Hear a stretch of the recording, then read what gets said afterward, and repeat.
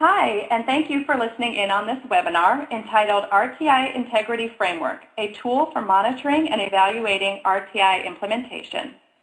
My name is Amy Elledge, and I am the Deputy Director of the National Center on RTI. It's my pleasure to introduce you to our Integrity Framework, which was developed in partnership with RMC Research Corporation in Oregon. We hope that it can help answer the question of how do we know if we're implementing RTI with integrity. So let's get started.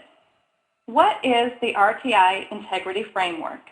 The framework is comprised of two parts, a worksheet and a rubric, that together provide a picture of RTI through looking at the categories you see on your screen.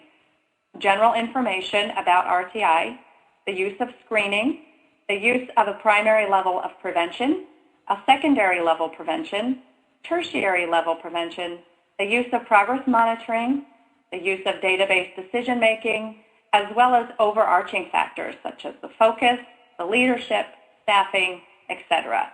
And we'll go into each of these items in more detail in just a minute. So how did we get here? Briefly, here are the steps that we took, all the while keeping in mind the question, if RTI was being implemented well, how would we know and what would we look for? So the steps that we did take were to define fidelity, develop measures in order to capture that definition, and then to develop instruments that would allow others to document what fidelity looked like. And as such, we developed two instruments, one a worksheet and two a rubric, and we'll go over each of those instruments. So the Integrity Framework is centered on the four essential components of RTI as identified by the National Center on RTI, which you can see there on your screen. Screening, progress monitoring, multi-level prevention system, and database decision-making.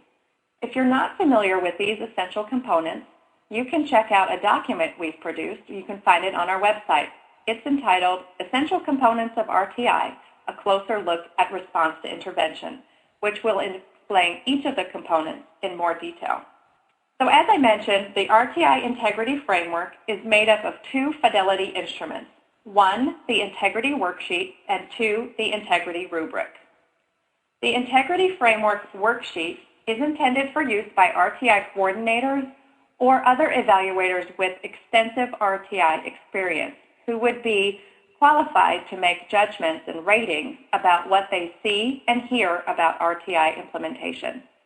The worksheet is used to rate school-level implementation of RTI according to the rubric. So again, they're used together. The worksheet also includes a narrative rationale for each rating, and the data for the worksheet is collected through interviews or site visits. Again, the worksheet is organized according to the essential components as identified by the National Center, which are screening, progress monitoring, multi-level prevention system, and database decision-making. The sheet also provides example questions, space for comments and notes, as well as ratings. So the first component that you'll see on the RTI worksheet addresses screening. The National Center has defined screening as the RTI system accurately identifies students at risk of poor learning outcomes or challenging behaviors. The worksheet will contain questions in two categories related to screening. The first is screening tools. Some of the questions that are on the worksheet for screening tools will be, what tools do you use for universal screening? When your school selected the screening tool or tools, how much attention was paid to the evidence from the vendor regarding the validity, reliability, and accuracy of the tool? Also, do you have reason to believe that the screening tool or tools that you use may have issues with validity, reliability, or accuracy, including with subgroups? And if so, please explain. So these are some of the types of questions that an external evaluator or RTI coordinator will be asking people at the school. Also under the screening component of the worksheet, there is a category for universal screening. Some of the questions included in this category are all students at the target grade level screened at the beginning of the school year? Does your school conduct screening throughout the school year? If so, how many times? Is a well-defined cut score used to identify students at risk? Describe the process for conducting the screenings, and to what extent is that process consistently followed? Again, there are more questions on the worksheet, but this gives you an idea of some of the things that an RTI coordinator or external evaluator who's completing the worksheet would be looking for this component. The next component that the framework and worksheet address is the multi-level prevention system. This has been defined by the center as the framework includes a school-wide multi-level system for preventing school failure. This addresses each of the levels of a multi-level prevention system, the primary level, the secondary level, and the tertiary level. Some of the questions at the primary level are centered around research-based curriculum materials, fidelity, articulation of teaching and learning in and across grade levels, instruction, and school-based professional development. For example, one of the questions under research-based curriculum materials is, when your school selected its core instructional materials, how much attention was paid to the evidence from the vendor regarding effectiveness of the materials when used with fidelity? An example of a fidelity question would be, are procedures in place to monitor the fidelity of delivery of the core curriculum? For articulation of teaching and learning in and across grade levels, some of the questions include, what efforts have been made to articulate teaching and learning from one grade to another, and describe the process that supports the articulation of teaching and learning from one grade to another. For instruction, the external evaluator would be looking at questions like, to what extent do teachers use assessment data and knowledge of student readiness, language, and culture to offer teaching and learning strategies that address individual needs? And how consistent is this effort among teaching staff? For school-based professional development, the questions address, do teachers regularly participate in school-based professional development that is structured so that teachers continuously examine, reflect upon, and improve instructional practice? And some of the probes that would follow that question include describing the professional development, how frequently the professional development is provided, and the percentage of school staff who participate in that professional development. As I mentioned, this section of the worksheet covers each level of the multi-level prevention system. So at the secondary level of prevention, the questions are centered around evidence-based intervention, how it complements core instruction, fidelity, instruction, determining responsiveness to secondary intervention, and the addition to the primary. So for evidence-based intervention, some of the questions include, what programs are used? Have these programs demonstrated efficacy with the target populations?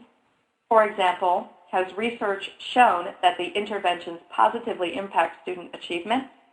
In terms of looking at complementing core instruction, some of the questions include, how do the instructors of the secondary level intervention ensure that the content they address is well aligned and complements the core instruction for each student?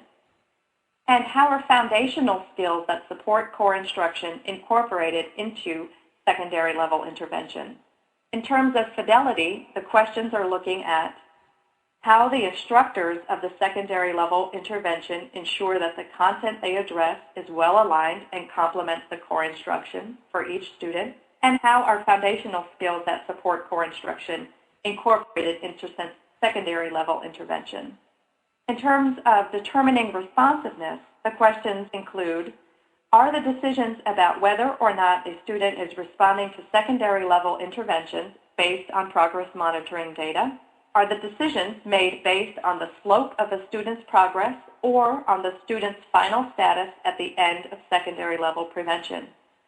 And are the criteria implemented accurately and consistently? In terms of addition to primary, questions include, are the secondary level interventions always implemented as a supplement to the core curriculum? And if not, please explain. And finally, for the multi-level prevention system section, it addresses the tertiary level. Questions here center around evidence-based intervention, fidelity, instruction, determining responsiveness to tertiary level prevention, and the relationship to the primary level. In terms of evidence-based interventions, the questions ask about what evidence-based instructional practices are implemented at this level, and are the tertiary level interventions more intense than the secondary level intervention, and if so, how are they more intense? In terms of fidelity, are procedures in place to monitor the fidelity of implementation of the tertiary level interventions? And how do you ensure that the individualized instruction at the tertiary level includes evidence-based instructional practices? In terms of instruction, does the group size allow for the interventionist to adjust and individualize instruction to address the needs of each student? What is the maximum small group size? And describe a typical tertiary level experience for students. In terms of determining responsiveness to tertiary level prevention, the questions include, are the decisions about whether or not a student is responding to tertiary level interventions based on progress monitoring data? And are the decisions made based on the slope of a student's progress or on the student's final status at the end of the tertiary level intervention?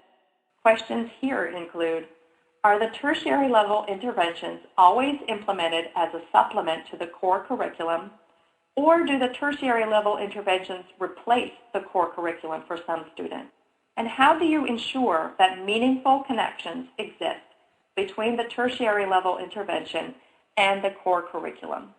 The next component that the worksheet will cover is progress monitoring, which we've defined as ongoing and frequent monitoring of progress, quantifies rates of improvement, and informs instructional practice and the development of individualized programs.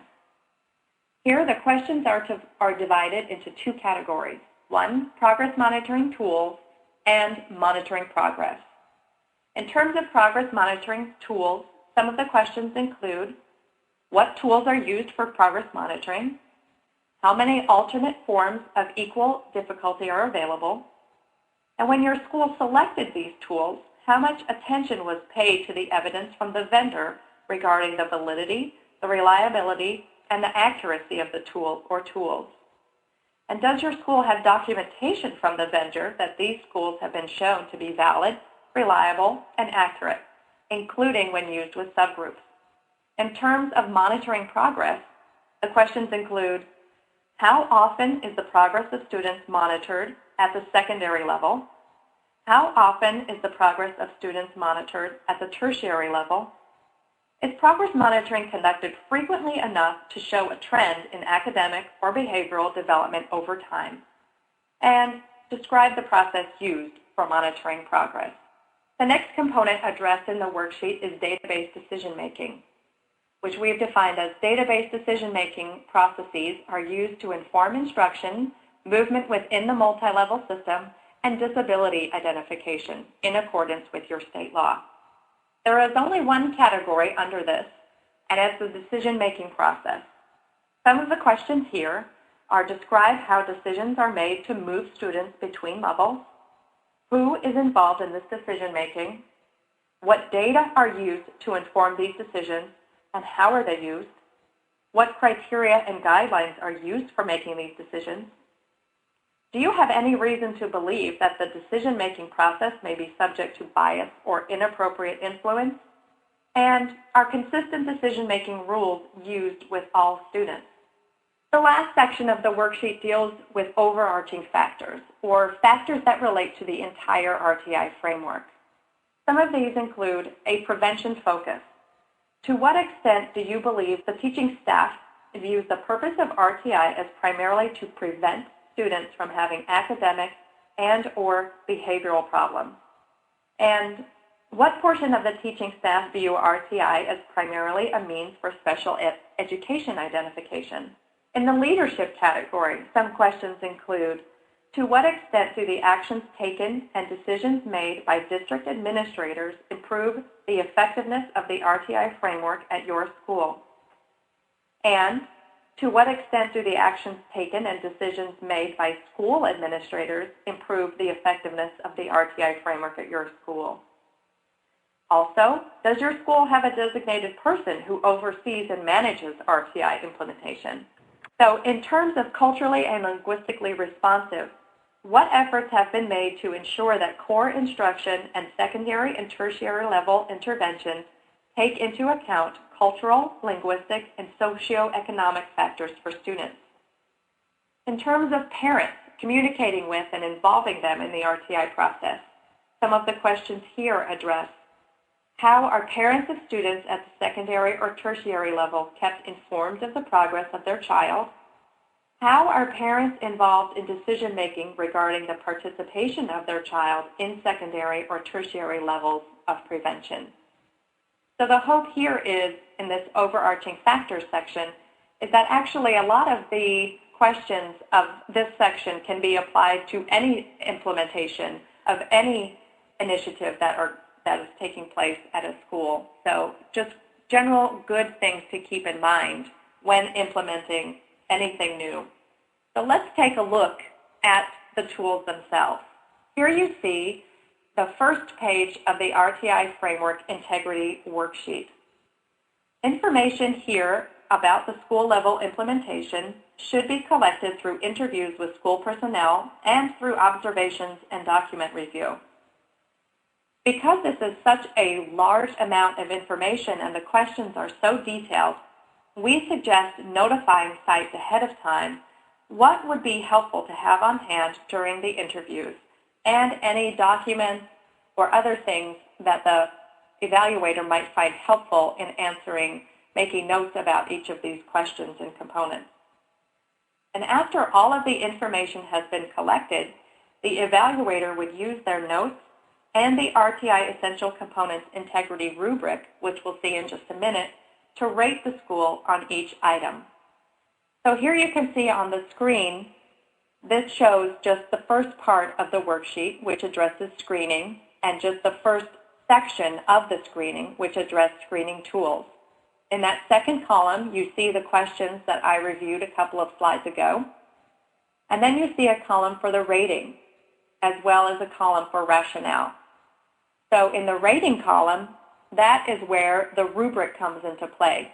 And we'll take a look at the rubric in just a minute to see how the information that you've gathered, or the evaluator has gathered by answering the questions and through observations, how that information plays against the descriptions of the ratings on the rubric. And we'll see how they tie together in just a minute. So the RTI Integrity Rubric is the second Fidelity instrument in our integrity framework. Again, it's aligned with the essential components, and as well, it also has that overarching factors component. And it also has descriptions of the ratings for a 1, a 3, or a 5 across those factors. The sections of the rubric are exactly aligned with the sections of the worksheet. If a school's practice is judged to fall somewhere between the described ratings, you can assign a school a rating of a 2 or a 4. For example, if the school is judged to be performing at a level higher than the rubric describes for a 3 rating, but not quite at the level described for a 5, the school would be rated as performing at a level 4. So let's take a look at the rubric in order to see how this plays out. So here is a screenshot of the first page of the RTI Essential Components Integrity Rubric, and you use this rubric to fill out the rating section on the integrity worksheet. So, taking a look at the screening tools, for example, which is the first row underneath that black row, you would have information from the following questions from the worksheet. What tools do you use for universal screening? When your school selected the screening tools, how much attention was paid to the evidence from the vendor regarding the validity, reliability, and accuracy of the tool? Does your school have documentation from the vendor that these tools have been shown to be valid, reliable, and accurate, including when used with subgroups?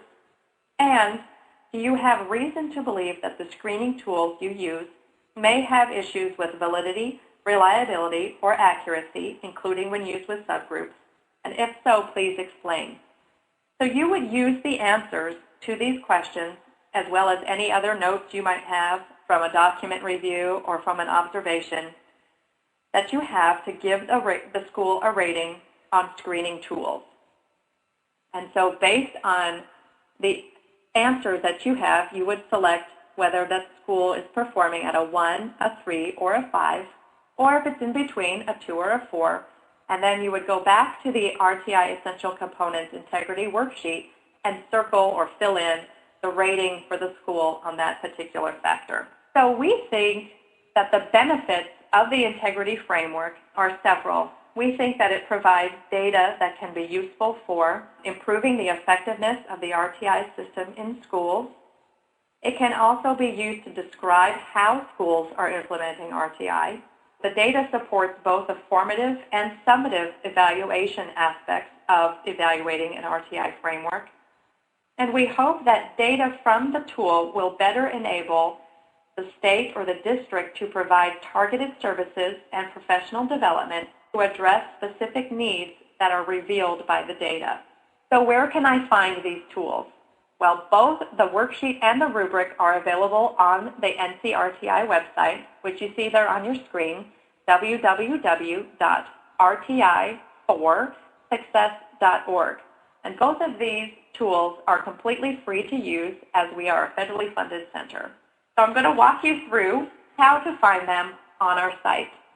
Here's a screenshot of our home page, and the green arrow there is pointing to the Resources tab. So you click on the Resources tab, which opens up this site. Then you would follow the green arrow again and click on the section entitled Implementation Tools. By clicking on that, it opens a list of all of our center products that deal with implementation. The second grouping there is where you'll find the RTI Integrity Rubric and Worksheet, and again, the green arrow indicates that. Clicking on that link will take you to where they are, and you can see there's a brief introduction to the tools, and then you can click on each of the items, the rubric and the worksheet, to access them. They will open as PDF files, which you can then print out and use or modify as you see fit. So how have these tools been used in the field? Well, I want to share some examples with you. The first is from a state, and you can see there that the state conducted site visits to the pilot sites that are implementing RTI in that state. So teams of 2 to 5 people completed an external review of each pilot site. They used the questions from the worksheet. The reviewers each had to come to agreement on the scores. They then compiled a report for each school and shared that with the school. And they have since targeted their technical assistants or TA based on what they have found and rated the schools. For each rating that received a 3 or below, the state is providing webinars to districts on those topics.